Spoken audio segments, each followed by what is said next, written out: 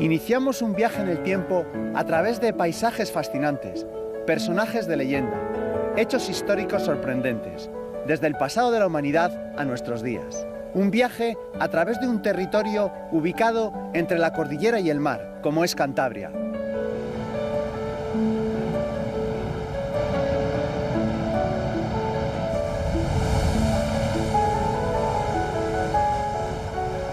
Una serie que nos llevará a conocer con detalle la vida en otras épocas, la lucha por la supervivencia y la identidad de unos pueblos asentados junto al mar Cantábrico, en un relato paralelo a la propia historia de España.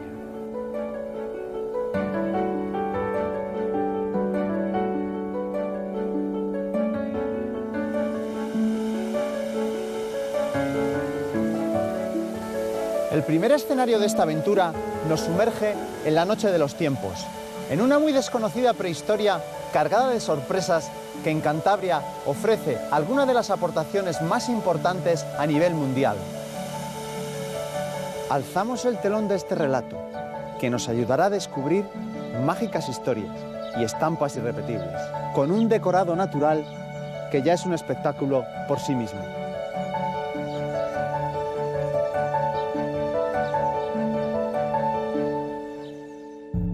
La primera presencia humana en el entorno de lo que hoy se denomina cornisa cantábrica se produjo hace unos 100.000 años.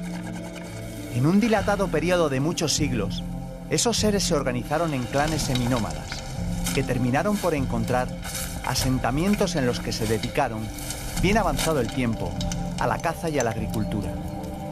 Aquel Homo erectus empezó a desarrollar sus primeras formas culturales y de organización social.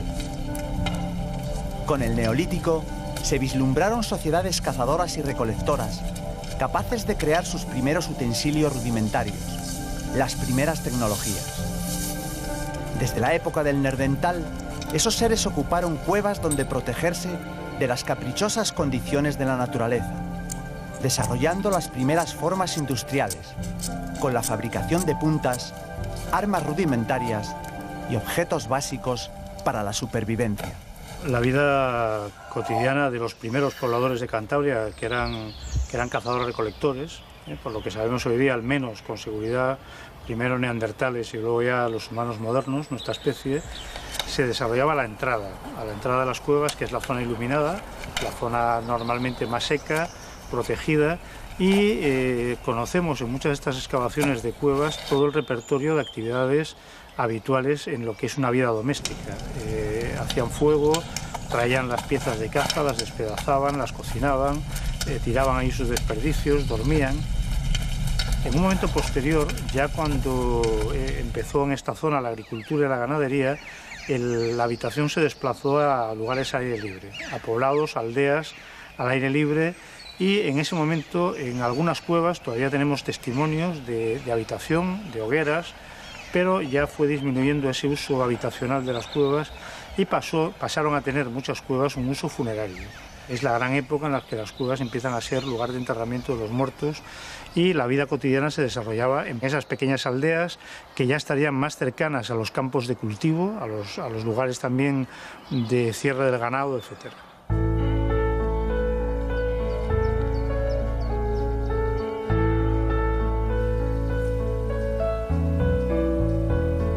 En Cantabria, desde el siglo XIX, desde el último tercio del siglo XIX, comenzó la exploración sistemática de las cuevas por muchos entonces eruditos locales aficionados a este tema, y no hay que olvidar que la primera vez que se dijo que unas pinturas que había en una cueva, que fuera de Altamira, eran obra de los paleolíticos y por lo tanto era un arte prehistórico, fue aquí en Cantabria. Fue el caso de Marcelino Sánchez Autuola en Altamira.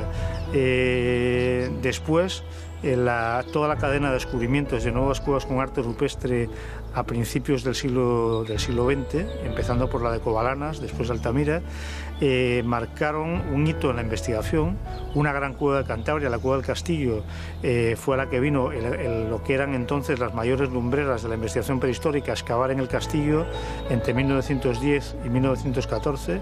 El castillo sirvió de referencia mundial para elaborar la secuencia de la prehistoria antigua, de la prehistoria paleolítica, de todo el Paleolítico Medio y Superior. Por lo tanto, siempre fue un papel destacado en la investigación.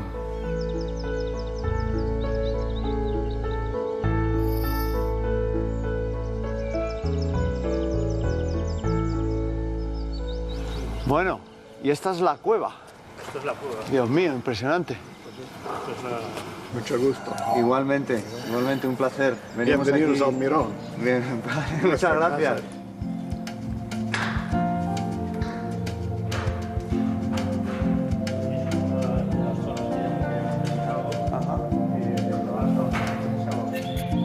Empezamos en 1996, o sea, con este año cumplimos 16 años aquí trabajando en el yacimiento, pues a razón de prácticamente mes y medio, 2 meses todos los veranos de trabajo aquí.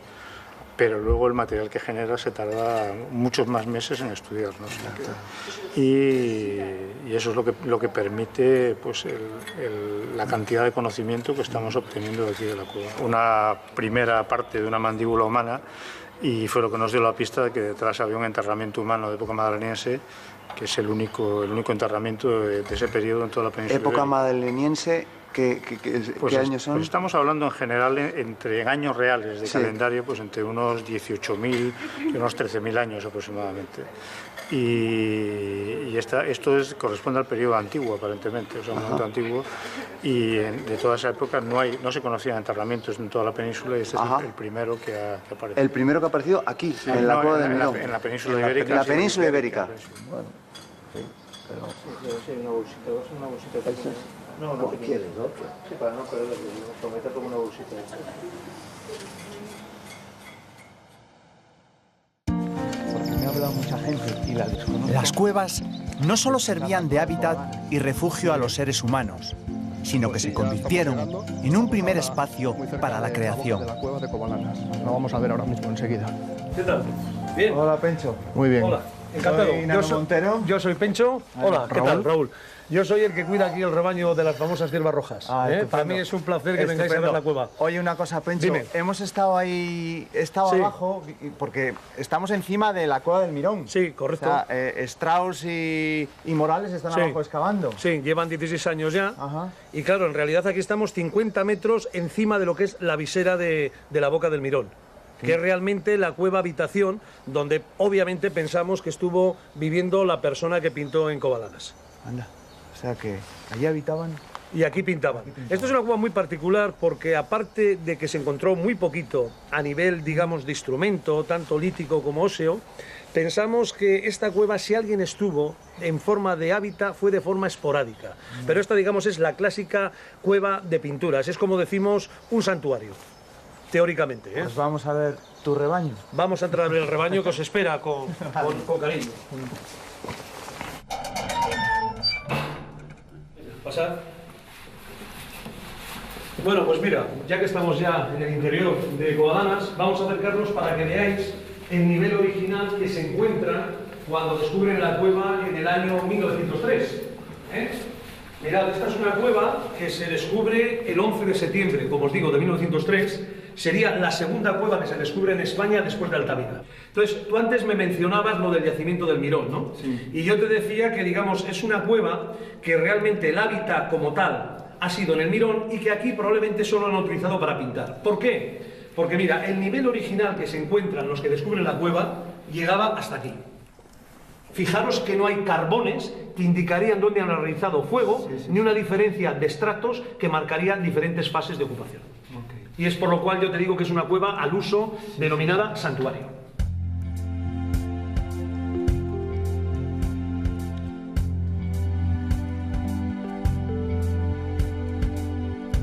Fíjate las formas, cómo se ve claramente la presión que ha llevado el agua, cómo ha ido lavando y puliendo la roca. Fíjate, es una cueva que nosotros en el argot a esta cueva la denominamos gaudiana.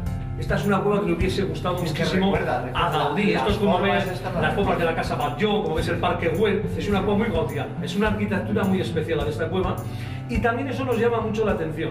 Pensamos que la intervención en una cueva en otra, cuando decoran, cuando hacen figuras, algo especial deben de notar o sentir en unas cuevas, por lo cual en unas intervienen y en otras no. Y eso es lo apasionante de esto. Pues ya vamos por fin a ver las pinturas, que ya está bien de tanta charla y por fin vamos a ver lo que es la obra, lo que realmente nos da la cueva. Pásate, que quizás lo veas mejor tú desde aquí. Yo me pongo aquí, que yo las he visto bastantes veces ya. Mira, lo primero que ves es una cierva y ves una oreja, otra oreja, el nasofrontal, el morro y la mandíbula. Lo estás viendo, ¿no? Clarísimo. Fíjate, el cuello, el lomo, la grupa y la zona de los cuartos traseros que baja hasta aquí. Fíjate la otra que tienes aquí. Fíjate que en este momento la persona que hace estos dibujos nada más te va a realizar la silueta, el perfil. Y a esto le denominamos un esquema natural realista. Y tiene la friolera de unos 22.000 años BP. O incluso hasta algo más. A esto es lo que llamamos hoy en día gravetiense final solutrense inicial. Para que te hagas así una pequeñita idea, esto sería igual unos 6.000 años más o menos anterior a los famosos bisontes de Altamira. La persona que hizo estos dibujos, en vez de utilizar la línea para perfilar, utilizó el punto. Bien discontinuos, bien justapuestos, solapados o de roce. Esa es la licencia del pintor. Fíjate cómo el cuello está girado, el lomo, la grupa y los cuartos traseros y el entrante intinal. El cuello está girado y la cabeza también. También, eso es una pasada. Fíjate que esto es lo que hoy denominamos en arte un escorzo. Hace 22.000 años. Entonces, claro, estas personas que denominamos vulgarmente primitivas, hace 20.000 años dominan la perspectiva en profundidad y el movimiento. Fíjate si no han tenido que entrar a estudiar el lugar, el lienzo donde van a realizar la figura. A veces decimos que lo sencillo es realizar la figura, lo complicado es buscarla en la roca. Ahí es donde está el don del maestro.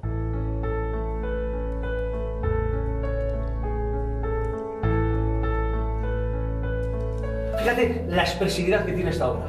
Cómo este autor sintetiza con 2 trazos volumen y movimiento.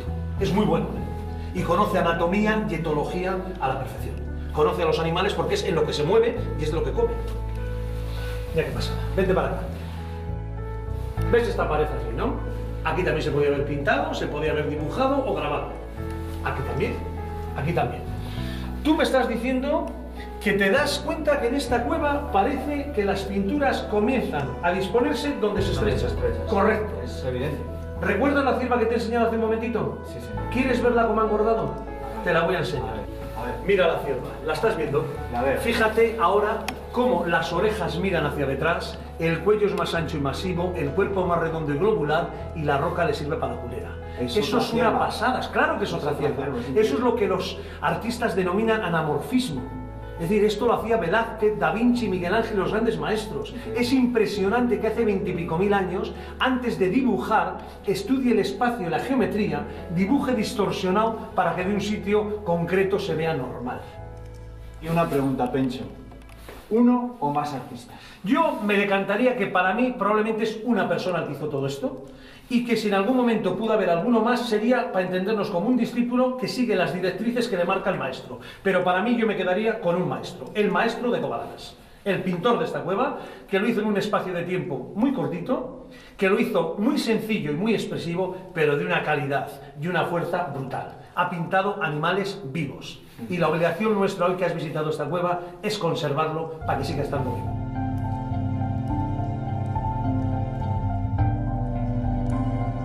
Raúl, me alegro de haber venido aquí. Ahora entiendo tu insistencia porque conociera la cueva de Covalanas. Además, Pencho me ha hecho una explicación muy exhaustiva y muy entusiasta que me ha encantado. Sí. Y ahora la verdad es que entiendo muchas más cosas de aquellos artistas de las cuevas de nuestros antepasados. Pero te quiero preguntar, dentro del conjunto de cuevas en Cantabria, ¿para ti qué lugar ocupa Covalanas? Pues sin duda uno de los papeles más destacados. Se aludía al principio en la visita que Covalanas es la segunda cueva con arte que se descubre en Cantabria y hoy en día podemos decir que forma parte de las 10 cuevas que han sido declaradas Patrimonio de la Humanidad. En 1985 se declaró la cueva de Altamira y más recientemente, en el año 2008, esta cueva, junto con otras 9, han formado parte también de esa lista del Patrimonio Mundial. Por lo tanto, digamos que su papel es importantísimo, digamos que es de las cuevas más relevantes, no solo de Cantabria, sino de toda la región cantábrica, incluso podemos hablar a nivel mundial. La presencia de estas cuevas prehistóricas otorga a Cantabria un peso específico en el conjunto mundial. Una buena parte de esas cuevas, como la Pasiega, el Pendo, las Monedas, el Castillo o Covalanas, han sido declaradas por la UNESCO Patrimonio de la Humanidad. El Museo de Prehistoria y Arqueología de Cantabria atesora los restos arqueológicos de las colecciones procedentes de las cuevas paleolíticas. Los restos más remotos corresponden al Paleolítico Antiguo, cuya cronología documentada va más allá de los 120.000 años. Seguramente el hecho de que hubo épocas de intenso frío, épocas glaciares, justifica o explica en cierta manera el aprovechamiento intensivo y constante de los vestíbulos y entradas de las cuevas. Si lo más preciado del Paleolítico en Cantabria son las pinturas murales, las pinturas rupestres realizadas en las cuevas, las colecciones de arte mueble del museo vienen a ser el referente sobre soporte material, sobre utensilios de hueso y de asta fundamentalmente, de ese mismo arte.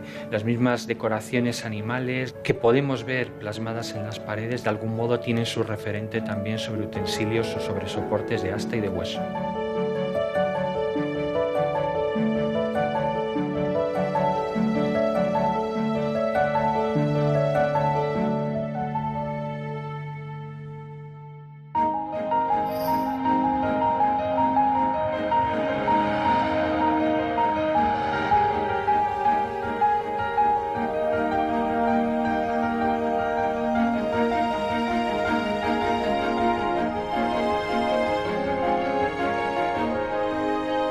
Cantabria, digamos que tiene como uno de sus rasgos naturales y fundamental desde el punto de vista de la geología es la abundancia de cuevas. En este momento hay catalogadas más de 10.000 cuevas en la región, de las cuales unas 1.500 fueron utilizadas en la prehistoria, o sabemos, o nos han llegado a nosotros testimonios de que fueron utilizadas en la prehistoria, algunas para vivir, otras para usarlas como santuarios de arte rupestre.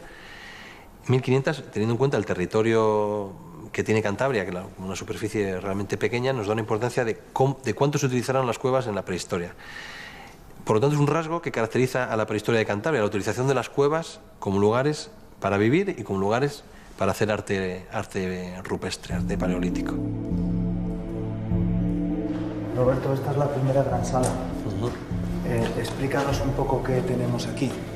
Sí, pues en la primera sala, o la gran sala de la Cueva del Castillo, digamos, este primer espacio, este gran espacio subterráneo, que es como una especie de salón, como ves, de techos altos y de paredes muy amplias, y estaríamos, por lo tanto, en un ámbito ya muy oculto y muy oscuro dentro de la cueva. Aquí no llegaría prácticamente la luz del día, estamos en un ámbito subterráneo ya muy aislado del exterior.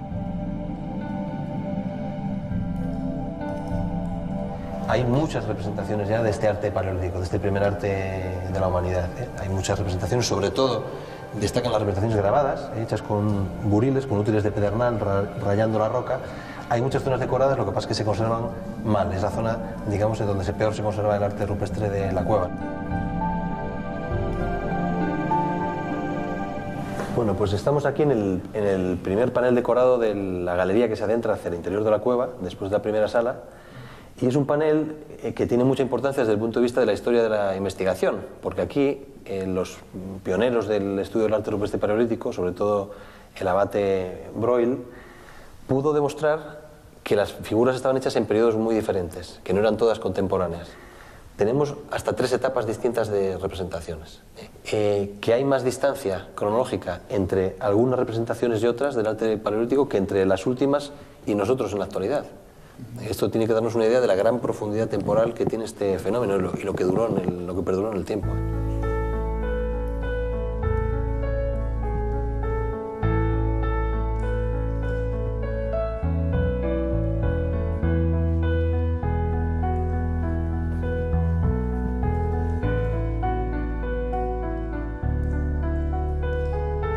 Roberto, ¿qué significaban estas manos? ¿Por qué las hacían?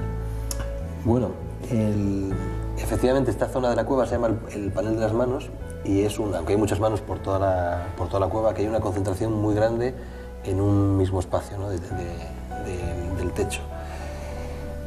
Las manos en negativo, en este sentido, digamos que no tienen un carácter propiamente artístico, como puede tener la figura de un bisonte de un caballo, ¿no?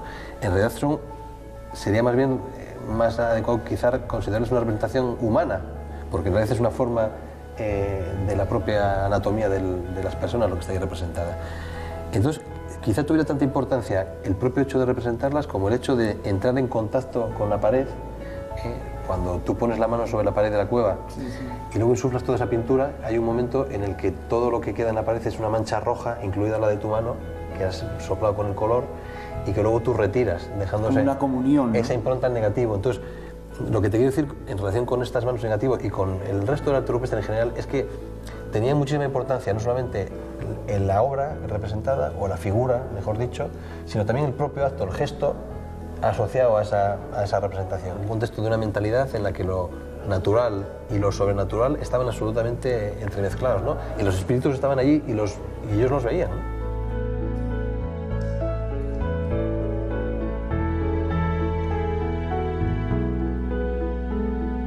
El grabado era, vamos, una técnica muy simple, ¿no? Como en realidad eran todas las técnicas que utilizaba esta gente. La cuestión era el concepto y la maestría, ¿no? A la hora de realizar las obras, pero la técnica es muy sencilla. En este caso, por ejemplo, tenemos un conjunto de grabados de cronología antigua, dentro del desarrollo del arte rupestre paleolítico, pueden tener 25.000 años de antigüedad, y como veis, aprovechando una vez más una zona, un rasgo peculiar del relieve de la pared, que es esta hornacina, de color rojo por la oxidación, aquí hicieron un conjunto de animales que son básicamente ciervos.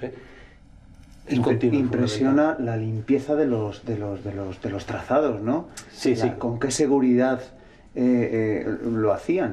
Completamente. Esto es una cosa que nos llama mucho la atención, porque con una serie muy corta de trazos hacen una figura absolutamente correcta en la forma, en las proporciones, lo cual nos quiere decir que siendo personas que vivieron hace 25.000 años eran, vamos, digamos que la maestría... Grandes dibujantes. Sí, realmente eran artistas desde este punto de vista, ¿no? Eran grandes dibujantes. Y donde encontramos una representación que es muy curiosa, que es la representación llamada del hombre bisonte, que la tienes aquí detrás.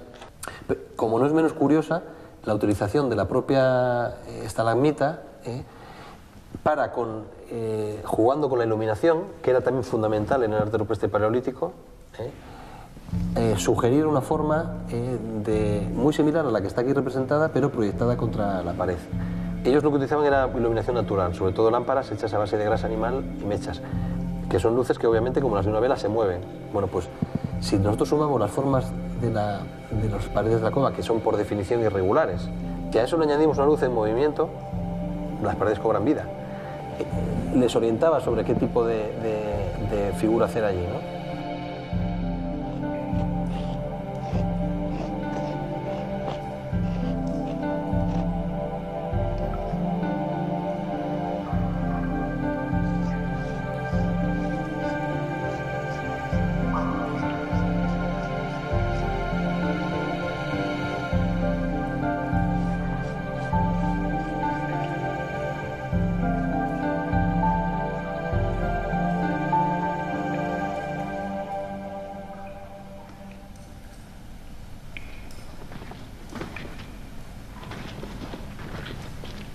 Mira, papá, bueyes.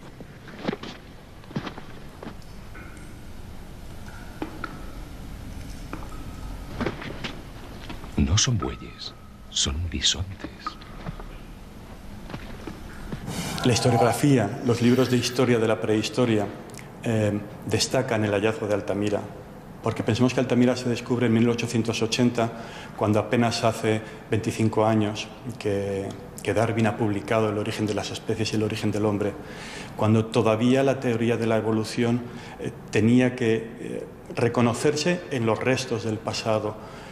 Y en ese momento se descubre un arte que es excepcional, que resulta increíble. La aportación de Sautula fue eminentemente científica. Él hizo unas excavaciones y puso en relación lo que halló en el suelo con lo que había en la pared. Los pigmentos que él halló en las excavaciones los relacionó y los comparó con los pigmentos con los que estaban pintadas las figuras. Él identificó que esto no eran toros ni bueyes, como le había dicho su hija al verlos, sino que eran bisontes, animales extintos. Y él fue una de las primeras personas en España que utilizó el término paleolítico para calificar estas pinturas y para atribuirles una cronología. El pequeño librito que Sautula publica en 1880 es vigente en todas sus palabras y en todas sus conclusiones 130 años después. Solo la prudencia de los científicos y quizá un poco de soberbia por parte de algunos y el debate entre los creacionistas y entre las teorías científicas de la evolución humana dilataron el reconocimiento internacional de Altamira. En 1906, uno de los más renombrados y de los primeros catedráticos y sabios de la prehistoria europea, de Chelet, en su libro calificó a Altamira como la Capilla Sixtina de la prehistoria.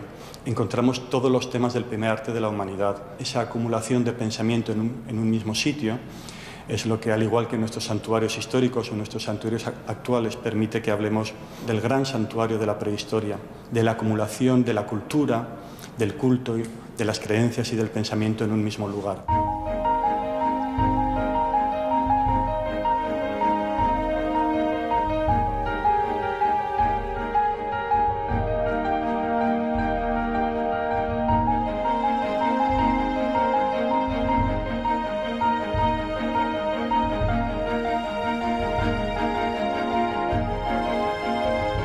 José Antonio, explícanos este magnífico techo. Bueno, aquí ocurrieron muchas cosas durante miles de años. Muchas personas están aquí, muchas personas se expresan aquí, eso gravita ahora sobre nosotros.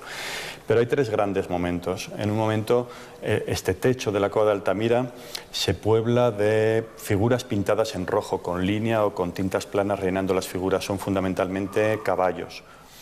Después, en un momento posterior, este mismo techo y toda la cueva se llena de grabados de ciervos y ciervas. Y finalmente lo que todos conocemos, una manada de bisontes polícromos puebla y habita la cueva de Altamira y sobre todo el techo de Altamira. Esos son los tres grandes momentos que tiene la cueva. Y finalmente nos despedimos de la cueva antes de que la cueva se derrumbe por causas naturales y quede aislada hasta el descubrimiento. Nos despediríamos de la cueva quizá con las últimas realizaciones que hemos podido datar, que son estos bisontes dibujados solo con carboncillo negro, ¿no? Pero donde al extender el negro, el carbón, dibuja el volumen. Es una técnica de difuminado, de esfumato, que decía mi profesor en la universidad, ¿no? Que existe en el Paleolítico y que olvidamos prácticamente hasta el Renacimiento. ¿Y tú crees que la gente que estuvo aquí y que pintó y que hizo estas figuras ya se consideraban artistas? El grupo necesitaba que se representaran estas figuras, esos caballos, estos bisontes, pero alguien que a su condición de intercesor entre el grupo y esa realidad trascendente que hay más allá de lo que vemos en este mundo, está al otro lado de la realidad. Alguien que creó estas figuras para intermediar con los otros lados de la realidad, además de ser un cazador o de cazar, además de ser un intercesor, un chamán, un sacerdote, era también un artista y probablemente sus herramientas eran la creación de imágenes. No poseía un libro escrito como poseen nuestros clérigos, claro, sino que su principal herramienta era la creación de figuras, era el arte. ¿Él se sentiría un artista? Bueno, quienes hacían estas figuras sin duda tenían un rol, un papel destacado en el grupo. Y su destreza artística era incuestionable.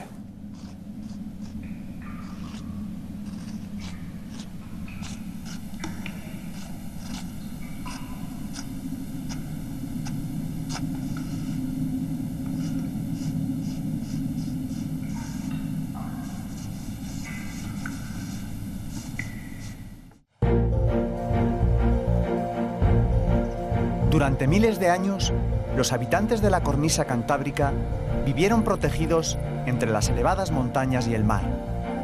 Pero habrían de llegar nuevas invasiones, otros pueblos, civilizaciones que crearían nuevas condiciones de vida, imponiendo nuevas religiones, aportando lenguas, técnicas e instituciones.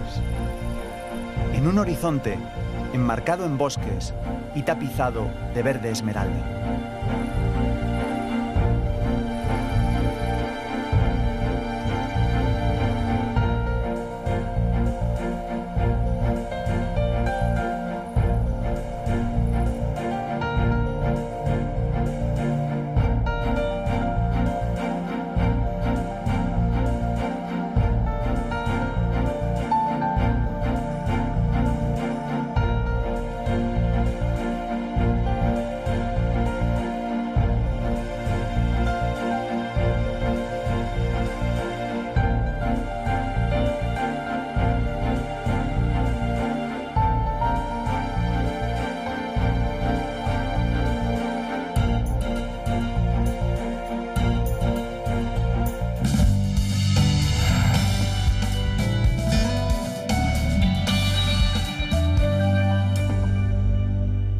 conclusiones 130 años después.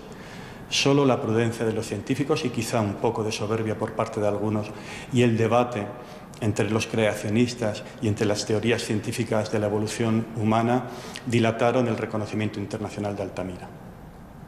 En 1906, uno de los más renombrados y de los primeros catedráticos y sabios de la prehistoria europea, de Chelet, en su libro calificó a Altamira como la Capilla Sistina de la prehistoria. Encontramos todos los temas del primer arte de la humanidad. Esa acumulación de pensamiento en un mismo sitio es lo que, al igual que nuestros santuarios históricos o nuestros santuarios actuales, permite que hablemos del gran santuario de la prehistoria, de la acumulación de la cultura, del culto, de las creencias y del pensamiento en un mismo lugar.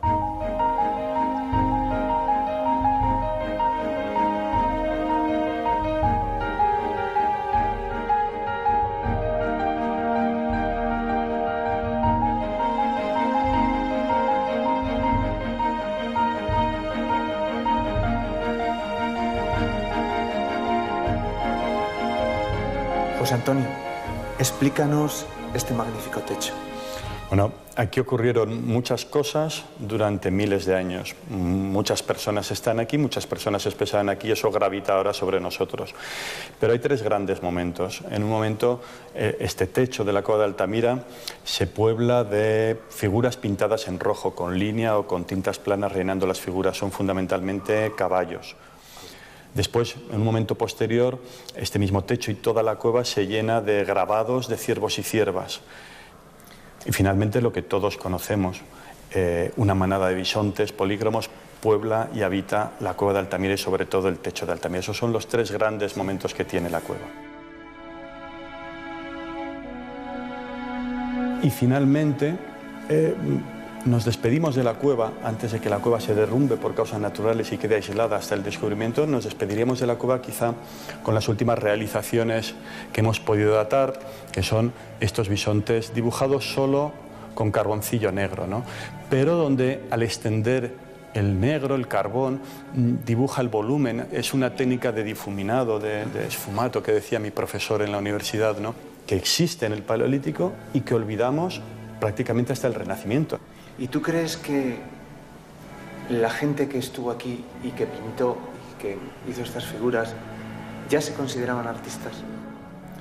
El grupo necesitaba que se representaran estas figuras, esos caballos, estos bisontes, pero alguien que a su condición de intercesor entre el grupo y esa realidad trascendente que hay más allá de lo que vemos en este mundo, está al otro lado de la realidad. Alguien que creó estas... Tenemos testimonios de habitación, de hogueras, pero ya fue disminuyendo ese uso habitacional de las cuevas y pasaron a tener muchas cuevas un uso funerario. Es la gran época en la que las cuevas empiezan a ser lugar de enterramiento de los muertos y la vida cotidiana se desarrollaba en esas pequeñas aldeas que ya estarían más cercanas a los campos de cultivo, a los lugares también de cierre del ganado, etc.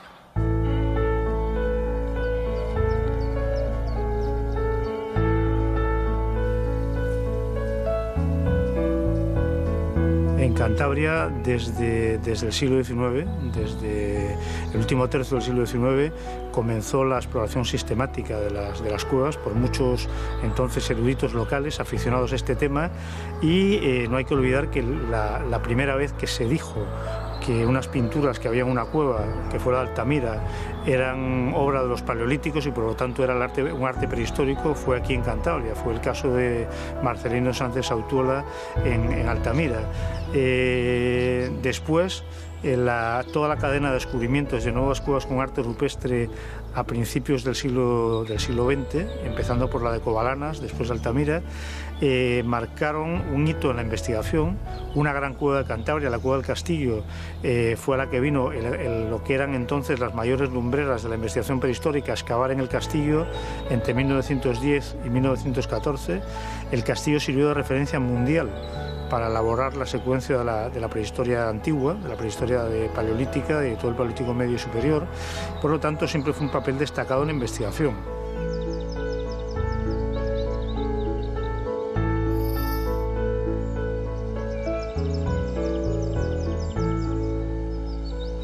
Bueno, y esta es la cueva.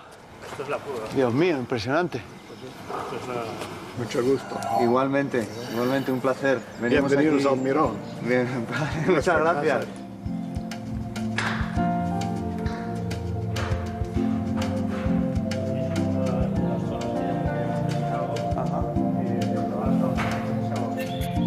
Empezamos en 1996, o sea, con este año cumplimos 16 años aquí trabajando en el yacimiento, pues a razón de prácticamente mes y medio, 2 meses todos los veranos de trabajo aquí.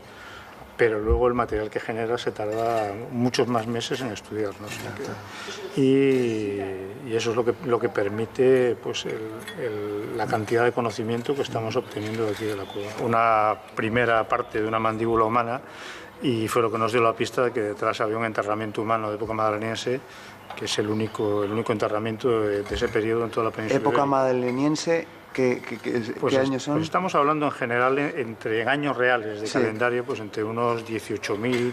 A la perfección. Conoce a los animales porque es en lo que se mueve y es de lo que come. Ya qué pasa. Vente para acá. ¿Ves esta pared así, no? Aquí también se podía haber pintado, se podía haber dibujado o grabado. Aquí también. Aquí también. Tú me estás diciendo que te das cuenta que en esta cueva parece que las pinturas comienzan a disponerse donde se estrechan. Correcto. Es evidente. ¿Recuerdas la cierva que te he enseñado hace un momentito? Sí, sí. ¿Quieres verla como ha engordado? Te la voy a enseñar. A ver. Mira la cierva. ¿La estás viendo? La veo. Fíjate ahora cómo las orejas miran hacia detrás, el cuello es más ancho y masivo, el cuerpo más redondo y globular y la roca le sirve para la culera. Eso es una pasada. Claro que es otra cierva. Eso es lo que los artistas denominan anamorfismo. Es decir, esto lo hacía Velázquez, Da Vinci, Miguel Ángel, los grandes maestros. Es impresionante que hace 20 y pico mil años, antes de dibujar, estudie el espacio y la geometría, dibuje distorsionado para que de un sitio concreto se vea normal. Y una pregunta, Pencho. ¿Uno o más artistas? Yo me decantaría que para mí probablemente es una persona que hizo todo esto, y que si en algún momento pudo haber alguno más sería, para entendernos, como un discípulo que sigue las directrices que le marca el maestro. Pero para mí yo me quedaría con un maestro, el maestro de Covalanas, el pintor de esta cueva, que lo hizo en un espacio de tiempo muy cortito, que lo hizo muy sencillo y muy expresivo, pero de una calidad y una fuerza brutal. Ha pintado animales vivos. Y la obligación nuestra hoy que has visitado esta cueva es conservarlo para que siga estando vivo.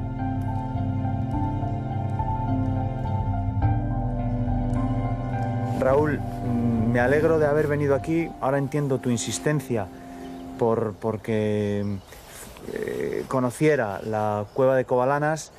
Además, Pencho me ha hecho una explicación muy exhaustiva y muy entusiasta que me ha encantado.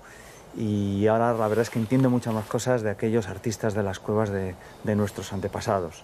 Pero te quiero preguntar, dentro del conjunto de cuevas en Cantabria, ¿para ti qué lugar ocupa Covalanas? Pues sin duda uno de los papeles más destacados. Se aludía al principio en la visita que Covalanas es la segunda cueva con arte que se descubre en Cantabria y hoy en día podemos decir que forma parte de las 10 cuevas que han sido declaradas Patrimonio de la Humanidad. En 1985 se declaró la cueva de Altamira y más recientemente, en el año 2008, esta cueva, junto con otras 9, han formado parte también de esa lista del Patrimonio Mundial. Por lo tanto, digamos que su papel es importantísimo. Digamos que es de las cuevas más relevantes, no solo de Cantabria, sino de toda la región cantábrica, incluso podemos hablar a nivel mundial. La presencia de estas cuevas prehistóricas otorga a Cantabria un peso específico en el conjunto mundial. Una buena parte de esas cuevas, como la Pasiega, el Pendo, las Monedas... Es decir, que siendo personas que vivieron hace 25.000 años eran, vamos, digamos que la maestría... Grandes dibujantes. O sí, realmente eran artistas desde este punto de vista, ¿no? Eran grandes dibujantes. Y donde encontramos una representación que es muy curiosa, y que es la representación llamada del hombre bisonte, que la tienes aquí detrás. Pero, como no es menos curiosa, la utilización de la propia estalagmita para, jugando con la iluminación, que era también fundamental en el arte rupestre paleolítico, sugerir una forma muy similar a la que está aquí representada, pero proyectada contra la pared. Ellos lo que utilizaban era iluminación natural, sobre todo lámparas hechas a base de grasa animal y mechas, que son luces que obviamente, como las de una vela, se mueven. Bueno, pues si nosotros sumamos las formas de las paredes de la cueva, que son por definición irregulares, y a eso le añadimos una luz en movimiento, las paredes cobran vida. les orientaba sobre qué tipo de figura hacer allí, ¿no?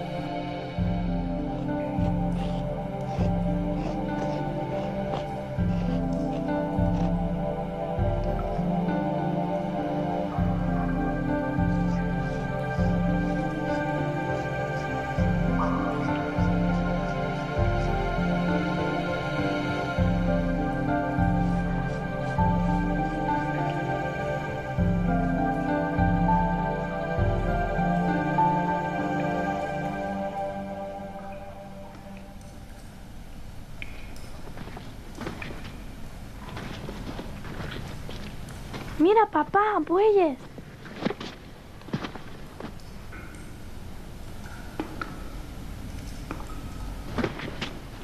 No son bueyes, son bisontes. La historiografía, los libros de historia de la prehistoria, destacan el hallazgo de Altamira, porque pensemos que Altamira se descubre en 1880, cuando apenas hace 25 años que Darwin ha publicado El origen de las especies y el origen del hombre, cuando todavía la teoría de la evolución tenía que reconocerse en los restos del pasado. Y en ese momento se descubre un arte que es excepcional, que resulta increíble.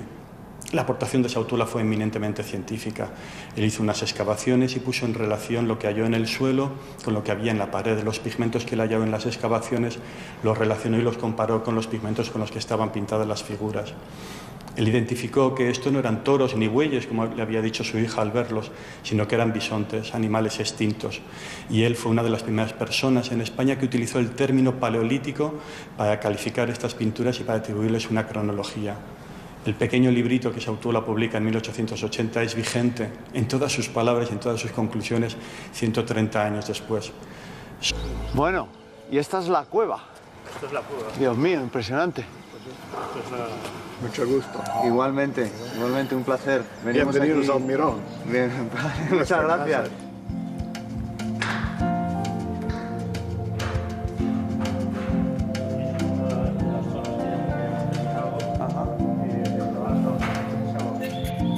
Empezamos en 1996, o sea, con este año cumplimos 16 años aquí trabajando en el yacimiento, pues a razón de prácticamente mes y medio, 2 meses todos los veranos de trabajo aquí.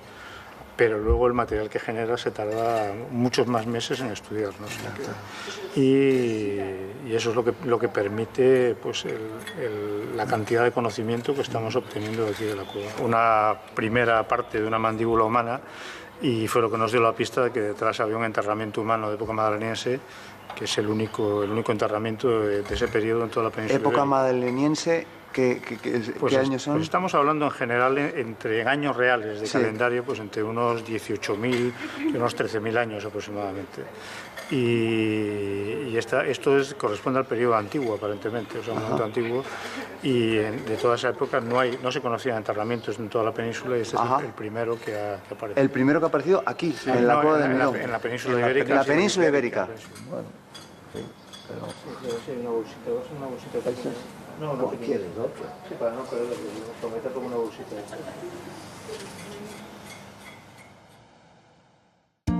Porque me ha hablado mucha gente y la desconozco. Las cuevas no solo servían de hábitat y refugio a los seres humanos, sino que se convirtieron en un primer espacio para la creación. De la cueva de Covalanas. Lo vamos a ver ahora mismo enseguida. ¿Qué tal?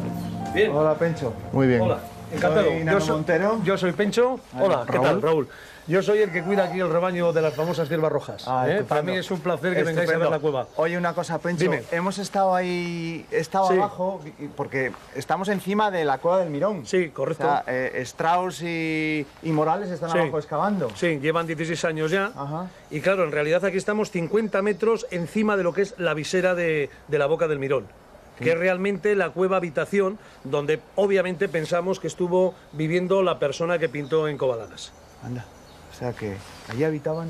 Y aquí pintaban. Esto es una cueva muy particular porque aparte de que se encontró muy poquito a nivel, digamos, de instrumento, tanto lítico como óseo, pensamos que esta cueva, si alguien estuvo en forma de hábitat, fue de forma esporádica. Pero esta, digamos, es la clásica cueva de pinturas. Es como decimos, un santuario. Teóricamente, ¿eh? Pues vamos a ver tu rebaño. Vamos a entrar en el rebaño que os espera con cariño. Pasad. Es un placer que vengáis a ver la cueva. Oye, una cosa, Pencho. Dime. Hemos estado ahí, abajo, porque estamos encima de la cueva del Mirón. Sí, correcto. O sea, Strauss y Morales están abajo excavando. Sí, llevan 16 años ya. Y claro, en realidad aquí estamos 50 metros encima de lo que es la visera de la boca del Mirón, que es realmente la cueva habitación donde obviamente pensamos que estuvo viviendo la persona que pintó en Covalanas. Anda, o sea que allí habitaban. Y aquí pintaban. Esto es una cueva muy particular porque aparte de que se encontró muy poquito a nivel, digamos, de instrumento, tanto lítico como óseo, pensamos que esta cueva, si alguien estuvo en forma de hábitat, fue de forma esporádica. Pero esta, digamos, es la clásica cueva de pinturas. Es como decimos, un santuario, teóricamente. Pues vamos a ver tu rebaño. Vamos a entrar en el rebaño que os espera con cariño. Pasad. Bueno, pues mira, ya que estamos ya en el interior de Covalanas, vamos a acercarnos para que veáis el nivel original que se encuentra cuando descubren la cueva en el año 1903. Mirad, esta es una cueva que se descubre el 11 de septiembre, como os digo, de 1903. Sería la segunda cueva que se descubre en España después de Altamira. Entonces, tú antes me mencionabas lo del yacimiento del Mirón, ¿no? Sí. Y yo te decía que, digamos, es una cueva que realmente el hábitat como tal ha sido en el Mirón y que aquí probablemente solo lo han utilizado para pintar. ¿Por qué? Porque mira, el nivel original que se encuentran los que descubren la cueva llegaba hasta aquí. Fijaros que no hay carbones que indicarían dónde han realizado fuego, ni una diferencia de estratos que marcarían diferentes fases de ocupación. Y es por lo cual yo te digo que es una cueva al uso denominada santuario.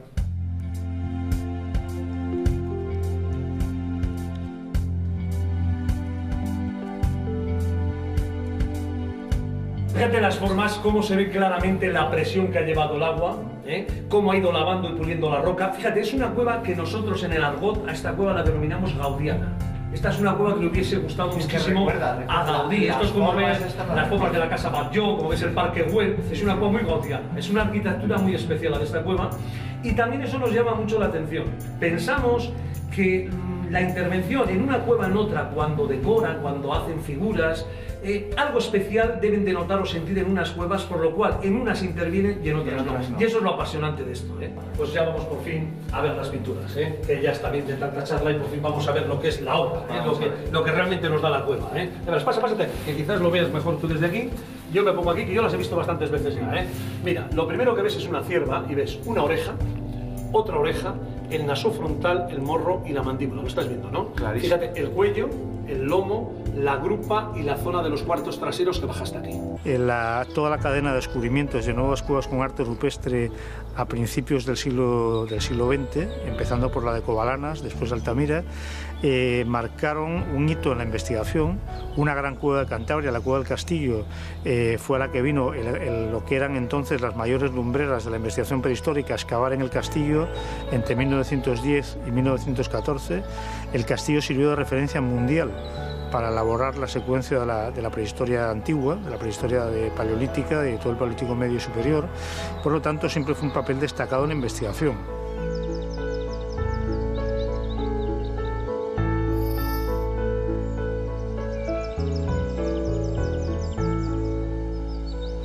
Bueno, y esta es la cueva. Esta es la cueva. Dios mío, impresionante. Mucho gusto. Igualmente, un placer. Bienvenidos al Mirón. Bien, muchas gracias.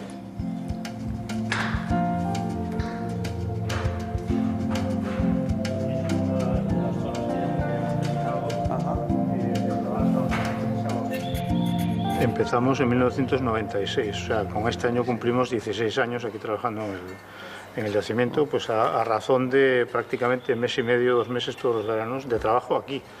Pero luego el material que genera se tarda muchos más meses en estudiar, ¿no? Y eso es lo que permite pues, la cantidad de conocimiento que estamos obteniendo de aquí de la cueva. Una primera parte de una mandíbula humana, y fue lo que nos dio la pista de que detrás había un enterramiento humano de época madaleniense, que es el único enterramiento de ese periodo en toda la península. Época madaleniense ¿Qué años son? Pues estamos hablando en general en años reales de calendario, pues entre unos 18.000 y unos 13.000 años aproximadamente. Y esto corresponde al periodo antiguo, aparentemente, o sea, un momento antiguo, y de toda esa época no se conocían enterramientos en toda la península, y este es el primero que aparece. El primero que ha aparecido aquí, en la cueva del Mirón. En la península ibérica. En la península ibérica. Bueno, sí, pero... Sí, una bolsita, ¿vas a una bolsita de esas? No, no. ¿Quieres otro? Sí, para no perderlo, lo meto como una bolsita de esas.